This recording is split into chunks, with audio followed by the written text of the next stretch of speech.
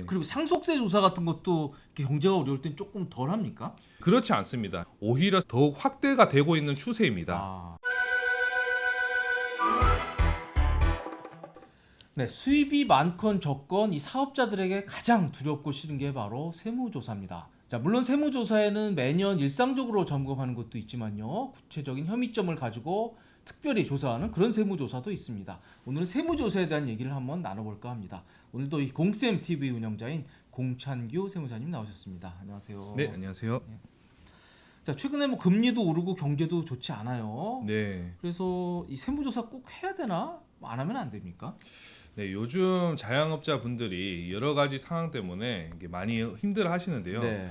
사실 이 세무조사를 받게 되면 여러 가지 자료 제출도 해야 되고 네. 이 정신적인 스트레스도 굉장히 심합니다. 네. 그래서 이 세무조사를 받게 되면은 그 사업의 운영에 차질이 생길 수밖에 없는데요. 네. 안 그래도 경제 상황이 어려워서 이 사업이 어려운데 네. 이 세무조사까지 받게 되면 자칫하면 폐업으로까지 이어질 수가 있겠죠. 그렇죠. 예, 그래서 국세청에서도 이런 경제 상황이 어려우면은 세무조사를 축소하고 있습니다. 아, 그렇군요.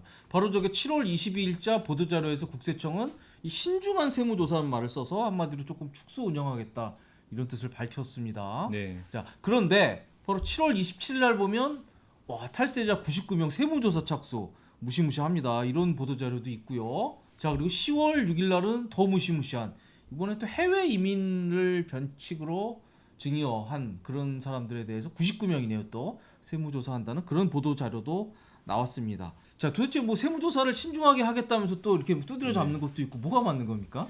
네, 물론 이제 경제적 상황이 어려우니까 네. 세무조사를 축소하는 것은 맞습니다. 네. 하지만 세무조사를 완전히 하지 않겠다는 것은 아닙니다. 네.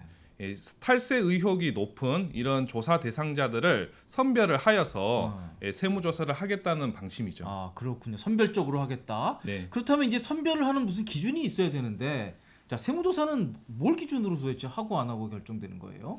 네, 최근에 국세청에서 발표된 보도자료에 네. 자세한 예시가 나와 있는데요. 아. 이 예시를 살펴보면 어떠한 기준으로 세무조사 대상자를 선정하는지 우리가 알 수 있습니다. 아, 그렇군요. 자, 이게 최근에 국세청에서 보도 자료 낸 사례 중에 하나인데요. 이게 바로 학원장 사례네요. 어떤 겁니까? 네, 이 신용카드 결제는 국세청 전산의 매출이 조회가 되다 보니 네. 부가세, 소득세를 무조건 내야 합니다. 아, 그래서 이 학원장은 현금으로 컨설팅비를 결제를 하면 네. 좀 더 할인을 해준다고 이 고객에게 현금 결제를 유도를 한 것이죠. 아, 네. 네, 일단 현금 매출은 전산에서 조회가 되지 않으니 납세자가 자진해서 신고를 하지 않으면 네. 국세청이 알기 어렵습니다. 그렇죠. 아, 이렇게 해서 이제 현금으로 한마디로 탈세를 한 건데 이게 잡기가 쉽지 않았을 것 같은데 어떻게 그럼 세무조사 된 거예요? 네, 이렇게 현금 매출을 누락하는 것은 네. 전산에서 전혀 조회가 되지 않으니 어. 국세청도 알 수가 없습니다. 네, 네.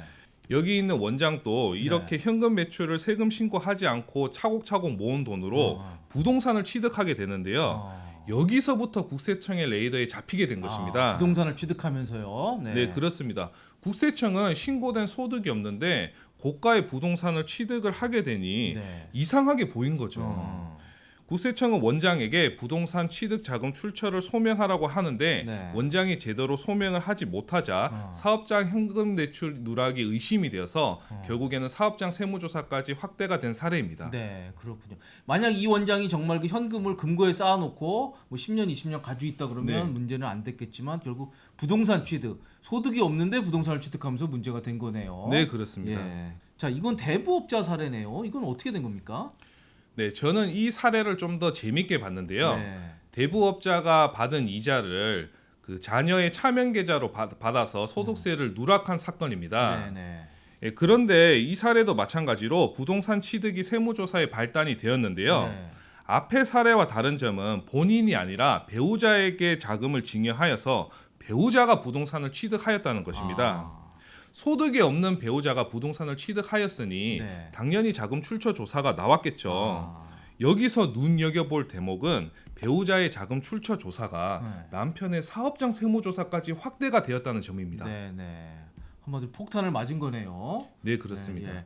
근데 이게 이런 거 보면 또 그런 댓글이 달릴 겁니다.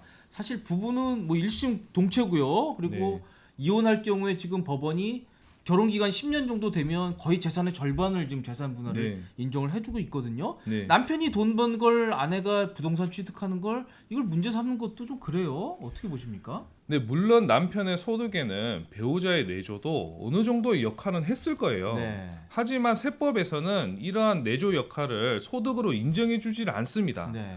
그래서 남편의 소득으로 재산을 취득하게 되면 네. 이는 징역에 해당하는 것이죠. 네. 자, 아무튼 뭐 그렇다고 하니 뭐 조심을 해야 될 것 같고요. 그런데 만약에 저런 게 걸려서 이제 10억이 한마디로 신고되지 않은 그런 증여라고 됐을 경우에 네.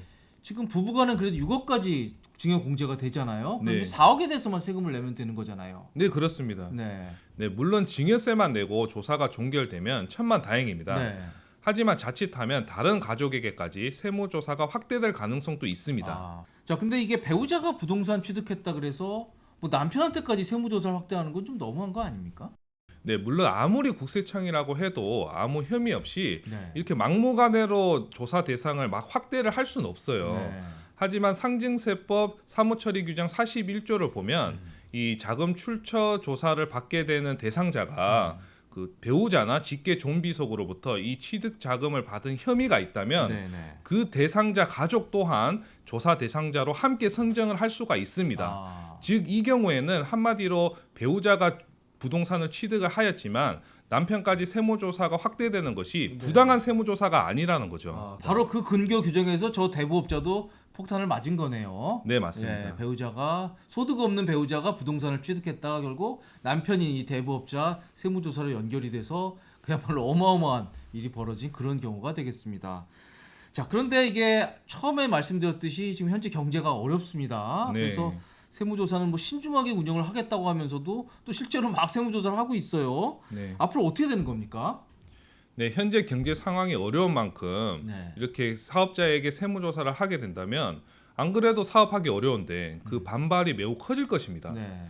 그렇다고 국세청 입장에서는 세무조사를 아예 안 하자니 세수 확보도 해야 되고 네. 어쨌든 그 세금은 걷어야 될 거잖아요.